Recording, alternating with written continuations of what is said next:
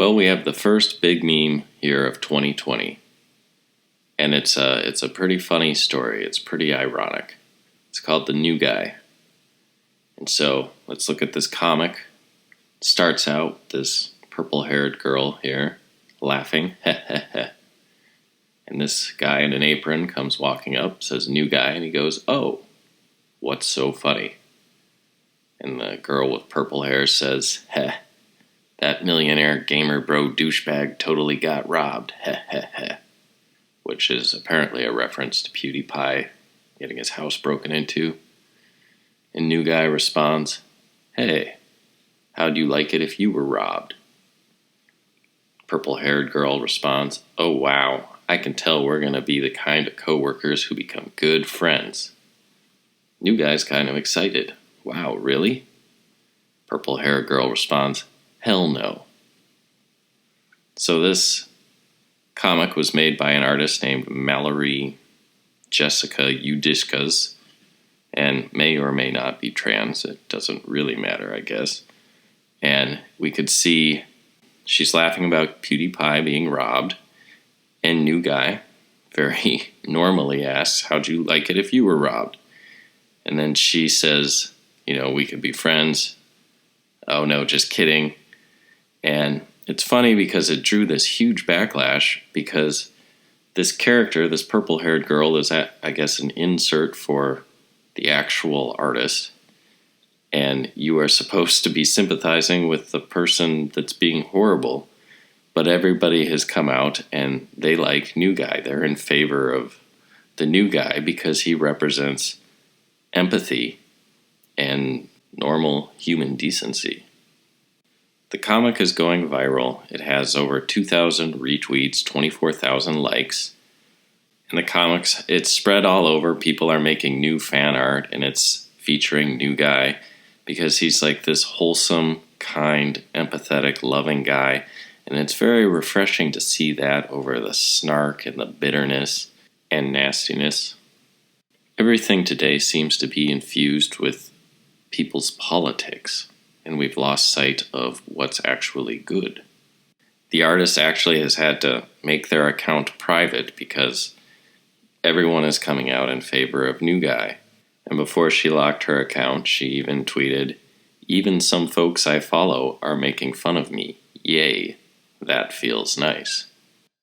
And it's strange to me that they expected it to be any other way. It's like in this day and age, in some people's minds anyway, you're either on the progressive left-wing side or you are the worst human being anyone can possibly conceive of. And the fact that PewDiePie being robbed, this is the redistribution. This guy is wealthy. He doesn't deserve it.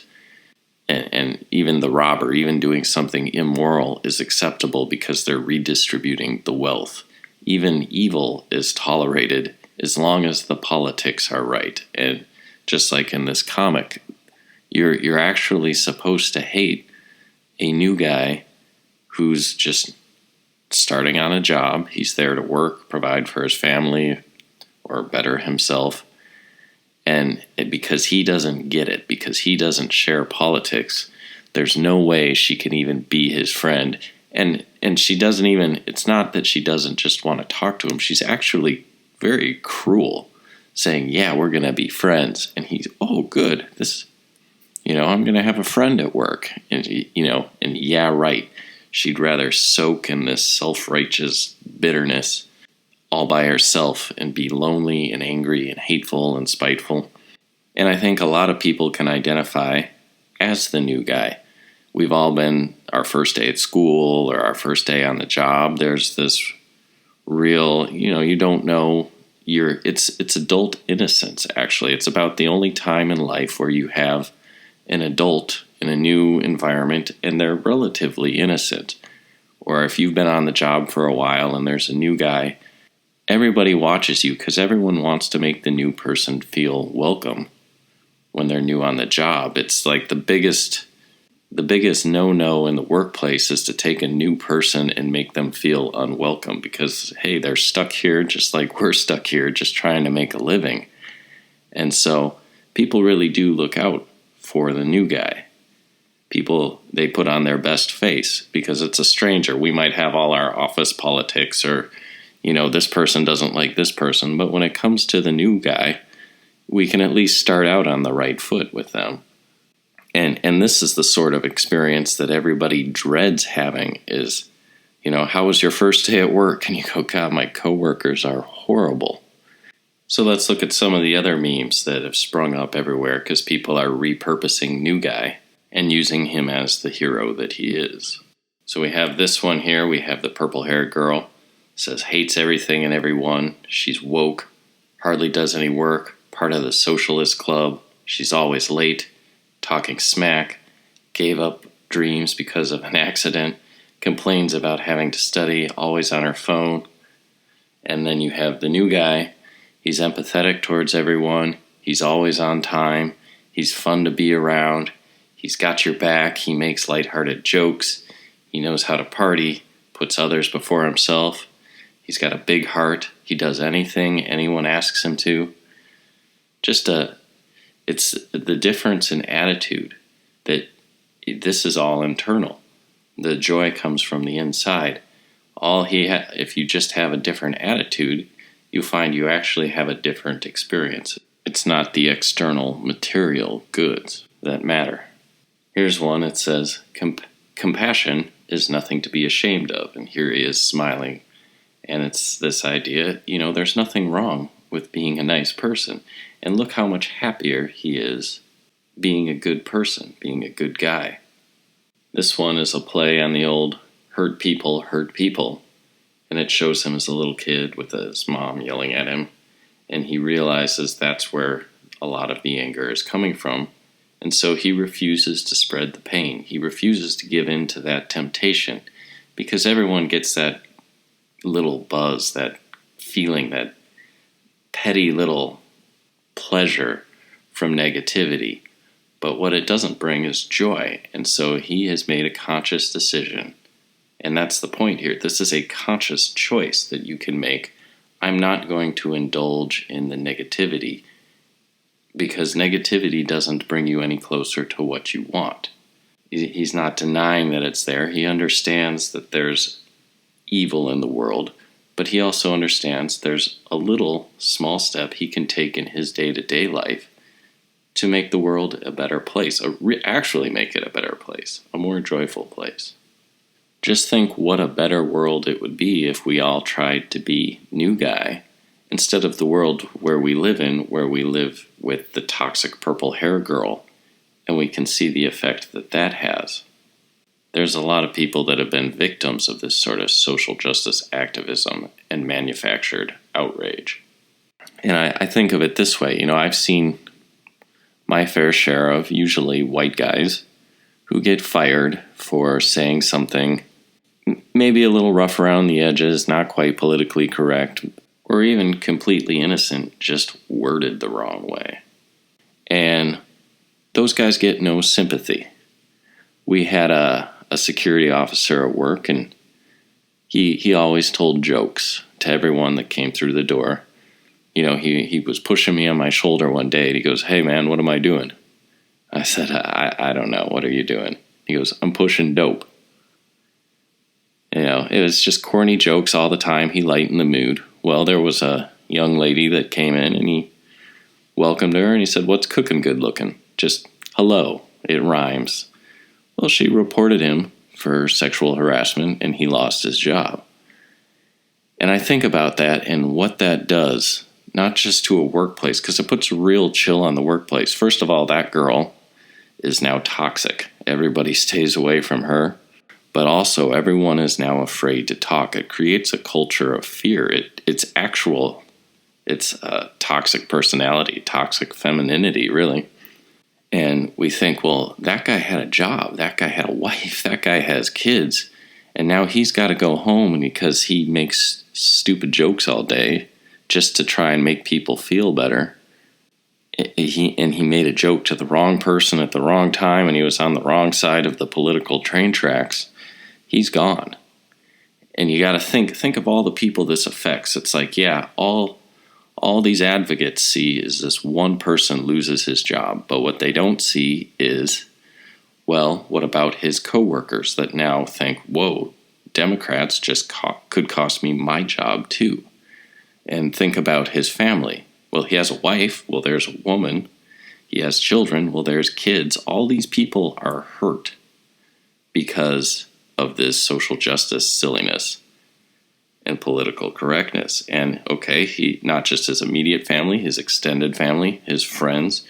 You fire one guy because of your social justice outrage, and there may be 100, 200 people that hear this story and think, boy, that could be me. Yeah, everybody just says something off the cuff. They try to make jokes. We're not comedians, or else we'd have much better jobs and bigger houses. We're just trying to get through the day, and this ripple effect is so many people. And new guy, you can see he just has good intentions. And so many of us, we just have good intentions. We're just decent people. Like, I can't do anything about slavery. And yet these people, what they do is they use you for a symbol for everything that they hate in their own life. And you have this target on your back, and okay, it's not just the security guard that goes down, but did you hear about so-and-so? They lost their job too. And the next thing you know, these left-wing policies, this political correctness, nobody supports it anymore because everybody's been hurt by it. The other thing it reminds me of with the redistribution of wealth is the Grinch who stole Christmas. What made the Grinch angry was actually that the Who's, they were joyful, and he was not joyful. He was bitter. And so he mistook their material wealth for the source of their joy. So he sneaks in at night, and he steals everything that's a symbol of joy. And he thinks he's going to bring everybody down to his level. And the funny part is, he wakes up in the morning, and they're still singing. They're still joyful. You know, PewDiePie gets his house broken into. He's still PewDiePie. He's still a happy guy. And this is the scene where the Grinch's heart grows by 3 sizes. He has this realization, this revelation, that it wasn't ever about the external things, that the joy comes from the inside. And so when he goes down and he shares and he takes part, he was always allowed to take part. He's always welcome. And when he comes in and he's sharing and reveling with the Who's, he finds that he is joyful now too. He is now a part of the joy. You don't get it by sitting spitefully, hiding away in your little cave, hating everything. And part of the cruel irony here is against the author, and it's the prison of ideology. It's the prison of this hate that she sits there soaking in because she's a socialist. She wants all the wealth redistributed. Well, actually, she's also an artist, and she has created a character that everybody loves. This is her hit single. You know how many artists, how many musicians try to create a song or a character that people love? She has succeeded. Instead of being spiteful towards PewDiePie, had she been a critic of socialism with her comics, she could be making big money off of this. New guy is going viral. He's all over the place. I mean, it remains to see what his staying power is. But she could actually be charging money for these comics. She could be developing a character. She could be critical of this negativity and socialism. And she could be succeeding. She could be actually taking advantage of capitalism. And that's what always amazes me with, Rage Against the Machine or these so-called socialist or left-wing communist type musicians and artists is left-wing politics isn't good for the artist. Centralized planning, you don't get to pick your profession. You don't get to go to the government and say, oh yeah, we need to provide, people each according to their ability, to each according to their need. So I'm going to make art, and the government's going to go, nuh-uh, we need you working in the meat packing plant. And so that's where you're going to work. And say, I don't know how old this lady is, say she's 24. Well, you just got your free college education, but now you need to pay for the next generation's free education. You're going to work in that meatpacking plant because that's the job near where you live. And you're not just going to work 8 hours a day providing for yourself. You're going to be working 16 hours a day because you need to provide for the people that are too young to work still.